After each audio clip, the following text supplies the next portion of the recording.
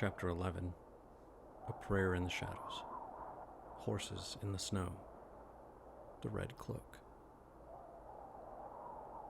The riders had stopped to let their horses rest. All 8 of the riders wore identical black robes that covered them from head to toe. Their boots and gloves were solid leather that shimmered in the tiny traces of planet light that peeked through the clouds. Their faces were veiled by silver masks, each identical to the last, bearing the face of a woman wreathed in flames. Their leader was bent over in the snow, examining some tracks as the horses chewed on grass that poked up through the snow.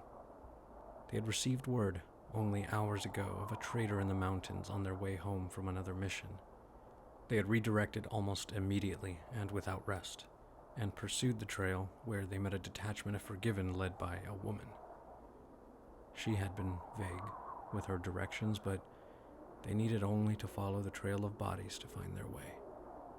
The footprints had all but diminished, but the direction was clear. They were heading towards Portis, at the base of the mountains on the border.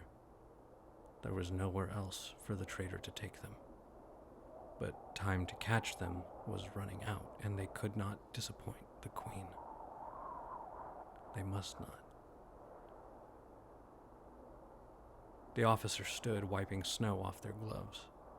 "We're close," he spoke firmly, his deep voice metallic behind the mask. "Only a few hours."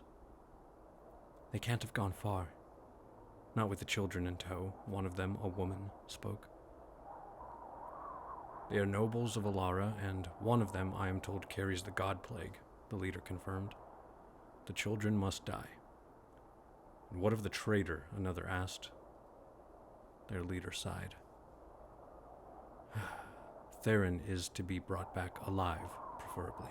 However, if he resists, we bring back his head." There was some nodding in the group. "May our mercy come quickly," the leader finished. "May our mercy come quickly," the others replied in unison. They waited for only a few more minutes before they jumped back into their saddles and pushed the horses through the snow.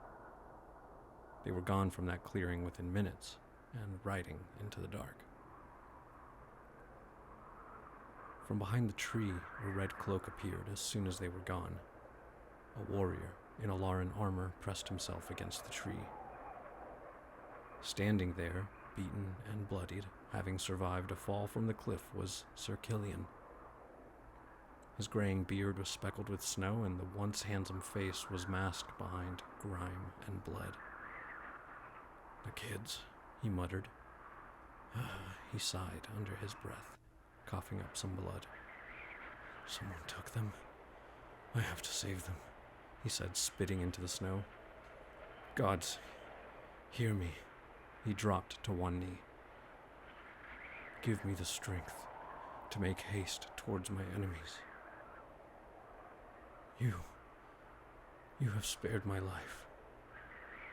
Now I ask that you give it meaning." He bowed his head in prayer and pulled the fur-lined cloak closer to him, trying to hide from the cold that was trying its best to make him give up there and now. The first hours of the night were always the coldest as the winds picked up. The storm would only grow worse, that much was sure.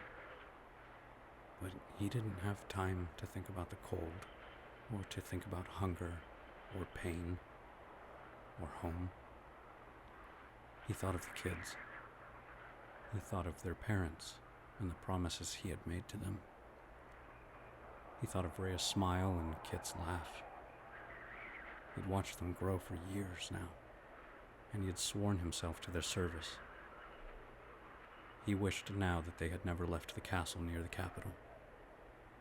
He wished he could pick them up and just take them to simpler days.